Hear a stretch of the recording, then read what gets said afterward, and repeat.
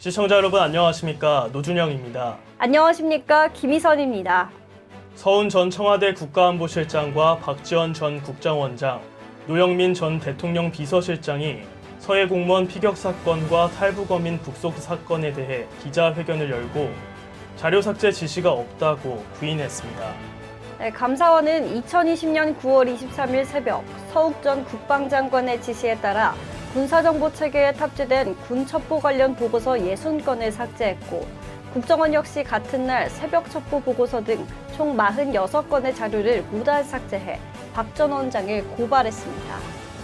박지원 전 국정원장은 대통령 청와대 안보실로부터 자료 삭제 지시를 받은 적이 없고 국정원 직원에게 지시한 적도 없다며, 제가 설사 삭제 지시를 했다 해도 지시를 따를 만큼 타락한 바보들이 아니라며 끝까지 싸우겠다고 말했습니다. 서훈 전 청와대 국가안보실장도 자료 삭제 지시에 부인했습니다. 근거 없이 월북으로 몰아간 적도 그럴 이유도 실의도 없다며, 국민의 생명과 명예를 놓고 근거 없는 조작은 상상할 수 없다고 강조했습니다. 이 시각 주요 뉴스입니다.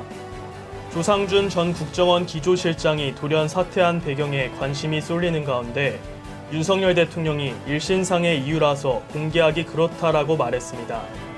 윤 대통령은 중요한 직책이어서 과중한 업무를 계속 감당하는 게 맞지 않겠다 해서 사의를 수용했다며, 공적인 거라면 말씀드리는데 개인적인 일이라고 밝혔습니다. 한국은행이 강원도 레고랜드 사태로 촉발된 자금시장 경색을 해소하기 위해 6조 원 규모로 환매 조건 부채권을 매입하고 대출 적격 담보증권 대상에 은행채와 공공기관채를 포함시키기로 했습니다. 은행의 유동성 부담을 줄여 자금난을 겪는 기업과 이금융권에 대한 대출에 적극적으로 나설 수 있도록 돕자는 취지입니다.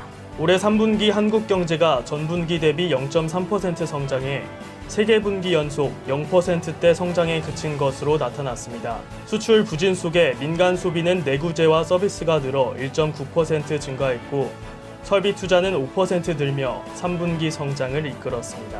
가평 계곡 살인 사건으로 기소된 이은혜와 공범 조현수의 1심 재판이 열렸습니다. 검찰은 가스라이팅에 의한 직접 살인으로 두 사람에게 무기징역을 선고한 바 있습니다. 한국은행의 잇따른 기준금리 인상으로 주택담보대출, 신용대출 모두 금리가 오르면서 연 4%대 저금리 대출이 사실상 자취를 감췄습니다.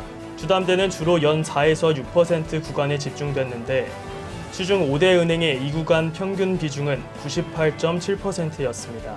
이재용 삼성전자 부회장이 부회장 승진 이후 10년 만에 신임 회장으로 선임되면서 기술을 중시하는 유삼성 시대에 막이 올랐습니다. 삼성물산과 제일모직 부당합병, 회계 의혹 사건으로 재판을 받은 이재용 회장은 어깨가 무거워졌다며 많은 국민들의 응원을 부탁한다고 말했습니다. 올해 국내 100대 기업의 임원수가 7,000명을 넘어선 것으로 집계됐습니다.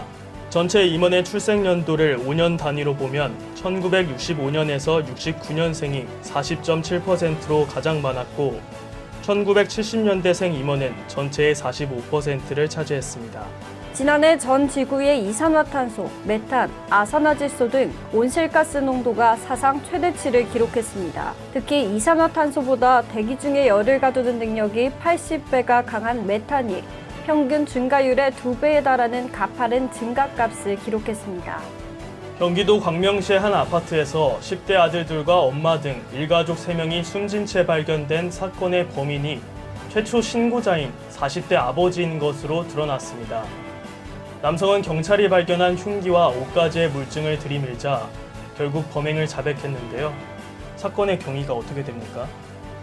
경찰에 따르면 1년여 전 회사를 그만둔 뒤 별다른 직업 없이 지내던 피해자는 아내와 자주 다퉜고, 아내가 잠시 외출한 틈을 타 흉기와 둔기를 이용해 자녀들을 살해한 것으로 전해졌습니다. 이어 돌아온 아내까지 같은 방식으로 살해한 것으로 파악됩니다. 아버지에게 숨진 자녀들은 각각 중학생과 초등학생이었습니다. 더욱이 피해자는 범행 직후 태연하게 PC방에가 애니메이션을 시청한 것으로 알려지면서 시민들의 공분을 사고 있습니다. 피해자는 어제 오후 유치장으로 이송되면서 계획 범행인지 물어보는 취재진에 네 라고 답하며 최대한 처벌을 받겠다고 울먹였는데요. 이어 제가 자격이 있는지 모르겠지만 미안해, 내가 잘못했어 라고 말했습니다. 이 시각 주요 뉴스였습니다. 오늘 영상이 유익했다면 구독과 좋아요 눌러주시기 바랍니다. 지금까지 김희선, 노준영이었습니다.